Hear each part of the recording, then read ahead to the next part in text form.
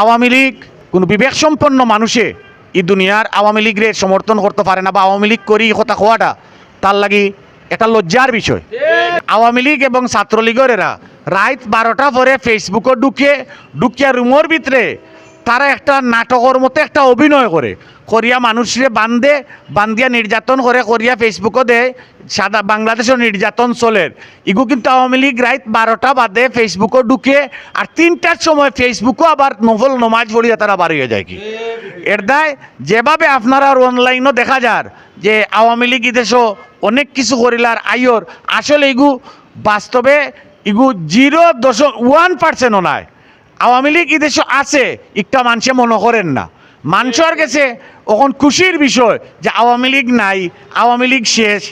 আর আওয়ামী লীগের এরাও মনে করেন যে আওয়ামী লীগের এরা বিদেশ বইয়া যেটা বক্তব্য দিরা ইটা বক্তব্য দেশও আমরা যারা আছি আমরা রূপের আওয়াজ চিত্তম আইছে, এর দায় আমরা হেনতানও তারা গালাগালি করেন। আমরার লগে যারাও মাতে ফোনে কয় ভাই হিগুনতে মাতি আমরা রে বিপদ পালার এই বিষয়টা মাঠও আছে। কিন্তু আমরা ঐক্যবদ্ধভাবে সাদাবাজ এবং সন্ত্রাসী সুর ডাকাই যারা আছেন তারার বিরুদ্ধে ঐক্যবদ্ধ প্রতিরোধ গড়ার লাগি আগামীতে সবরে আহ্বান করবো ইনশাআল্লাহ। আওয়ামী লীগরে নিষিদ্ধ করিয়েও সকলরে আইনের আওতায় আনার লাগি আমি জোর দাবি জানাইলাম।